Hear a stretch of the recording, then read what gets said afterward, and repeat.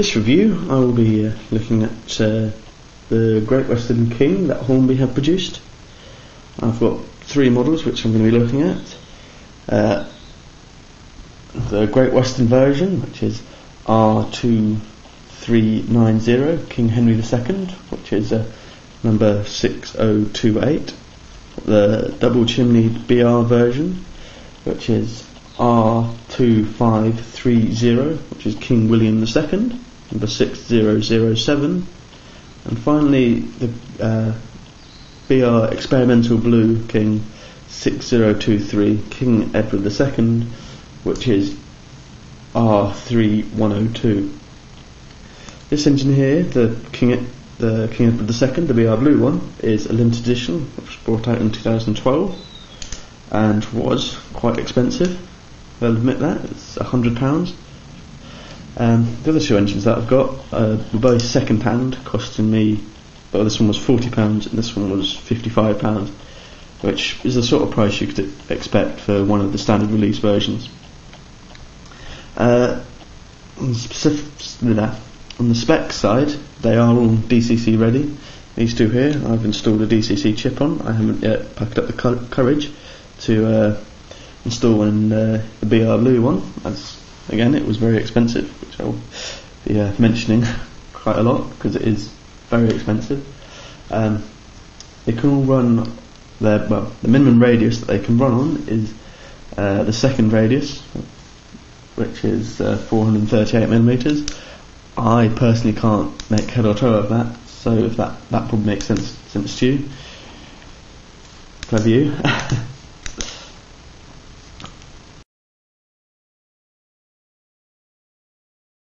This is the Hornby R3102 King Edward II 6023, recently restored at Didcot Railway Centre. It's a cracking engine to go see. It's currently at the Grand Central. So yes, packaging is attractive. Engine on front, showing the different views. Don't have the ends, but front and top. It's comprehensive. There's kind of a lot to it, ish. Got the outer sleeve, which I've been begging to get off. It's got a standard Hornby box, which you can almost expect with any modern loco you get these days. This just opens at that end. Got a little grip to pull the inner box, the polystyrene away. So, and just flip that away. That's got the loco details on there. DCC ready, different second radius. Once you're in there, you've got the engine, little standard detailing pack with the driver, fireman, tension lock coupling and screw, and imitation 3-link. You've also got the standard brake rodding installation guide, which is fairly simple, but this model actually came with them already installed, so seems a little bit silly to put in, but hey ho. And also, this one is more exclusive to this model rather than the other Kings. You can get a certificate of authenticity, show that this is actually one of the original ones. The limited edition number is 909 of 1000. Right. Then you get the actual loco, which you've got wrapped up in tissue paper. And as you can see by the condition of the tissue paper, I take it in and out of the tissue paper quite a lot, which if you pay £100 for an engine, you want to kind of keep it in good condition. So, yeah, you've got the polystyrene blocks in the cab and under the bogie there to provide more protection. Okay, and to take it out, just push through the holes on the back, as you can see there. Careful. Just push up, and it simply slips out. Polystyrene block easily falling out the cab. You've got the polystyrene block under there. And that goes down there. And that comes out there.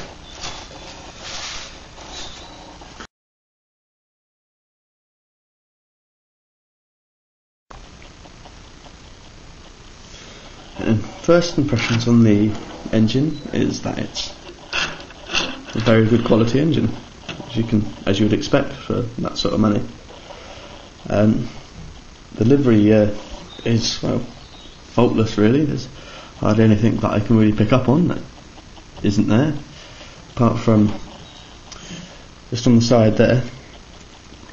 The axle box is a slightly different. Is a different colour. It's copper, I think, if I remember correctly, and also the spring itself is unpainted steel, so you'd expect that to be silver, but it's an easy thing to touch up, but almost a bit scary to do on an engine that costs you that much again. And it's got the distinctive King look, big, powerful. Can't really add much to that. It's a very good model. One thing that I can pick up on, which is more for those of you that class yourselves as rivet counters, and this literally takes it to the extreme. Right here, there are some rivets missing, which the reasoning is understandable, because on the Great Western version of the model, there is actually a covering of external pipes which would go in that position, and on the BR model they just haven't put the rivets in its place, but it's not really a problem so much.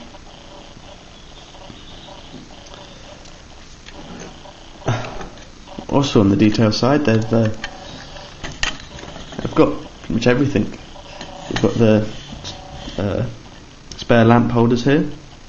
Sorry, I don't know all the official names for it, but I'll try my best to explain them. Also got the proper lamp holders here for the front, one at the top there, all set aside, as the Great Western lamps were sideways. You've got the lubricator and glass cylinder pipes, whatever you want to call them. Reversing. I've got the reverser rod here, which I can't see because my hand's in the way. Reverser rod there, and down to the reversing gear, which would be on the inside. All the gears for this engine, all the gears for most Great Western engines were all on the inside. Speedometer here, which would be connected to the speedo in the cab. Speaking of the cab itself is very well detailed. As you can see, all the details are in there, but none of them are painted.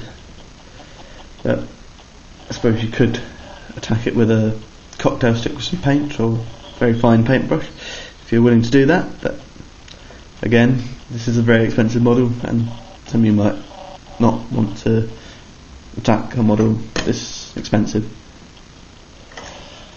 Yeah, it's the engine in general.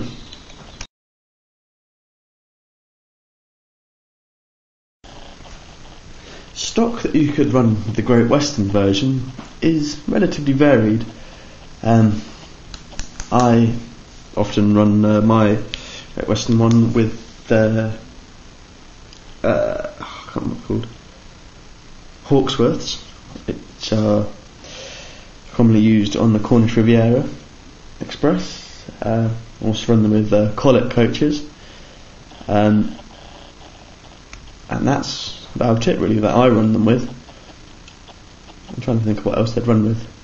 I run with most Great Western Express coaches. For the British Railways version, which has got the Lake Crest, didn't mention that earlier, but have now.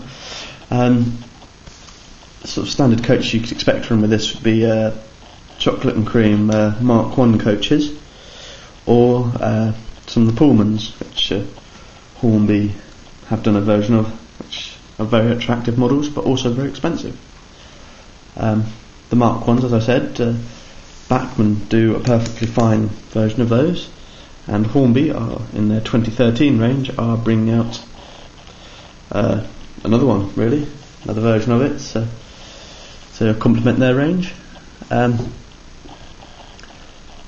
Also, what you could expect to run with this engine would be you could do a parcels train with it, because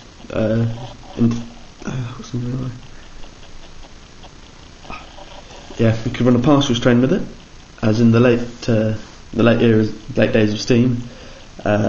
Even prestigious express locomotives would be found on slightly less prestigious jobs, such as parcels. Also milk trains as well, and also really towards the end of steam, they can be found on express freights. For the BR Blue Great Western King, the stock that you could run with this is very similar to the BR Green version of it, as they could be run with Mark 1s or Pullmans, but because of the short-lived era of the livery, they wouldn't be found on trains such as the parcels or on freight trains, because this livery was in the 50s, which was the very early era of British Railways steam, as opposed to the late crest that was on the other King, was very much towards the end of the British Railway steam.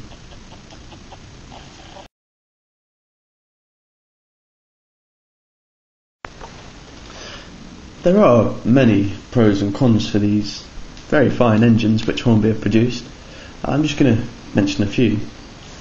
We'll start with the con, which I notice quite a lot, is the gap down here on all of them between the front bogie and the main trains of the engine, and especially when we're viewing from a direct side on, as you can just see in there. That might be the light reflecting, but you do quite notice the gap between the chassis and the engine. Another con, which I've also noticed a bit, is the sliders on the side here are very fragile, as I've found out all too many times, that I sometimes pick up the engine on there, which is not good practice at all, but these bend quite easily, and also they come attached from inside of a cylinder block, which is an easy remedy, but takes up time, which you could be spending actually running trains, which would be more fun. And the last con which I'm going to cover, which is especially for this engine, is the price. They can be very expensive, because the models were, I think, released in 2003, which makes them more than 10 years old, but yet Hornby can still find a reason to charge £100 for them. Which, although this one is a limited edition, the other standard release new versions are about £80, which again, for a 10-year-old model, it's still quite a lot of money. Enough with the cons, let's go on to some positives. The overall look of the engine is very good. It looks pretty much just like the real thing. The livery application on all of them is second to none, really. The livery has been very well applied, and it's quite tough as well. It used to have a platform which the cylinders of some engines used to strike, and the paint isn't really rubbing off at all on any of the cylinders, which is good. And